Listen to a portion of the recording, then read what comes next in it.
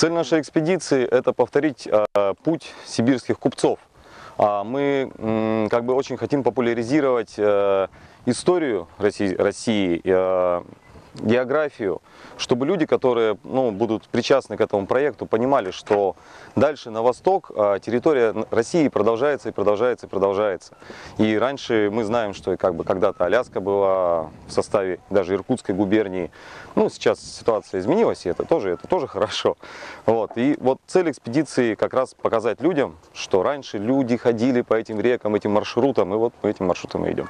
Мы стартовали в Иркутске. Прошли до Северобайкальска города. Там на грузовике переправили катамаран на реку Киринга. По реке Киринга сплавились до реки Лена. Вот сейчас пришли к вам. Буквально завтра мы планируем выйти дальше, пройти до реки Алдан, войти в Алдан, пройти до реки Мая. По Мае подняться вверх до поселка Нилькан. В поселке Нилькан мы опять разбираем наш прекрасный катамаран.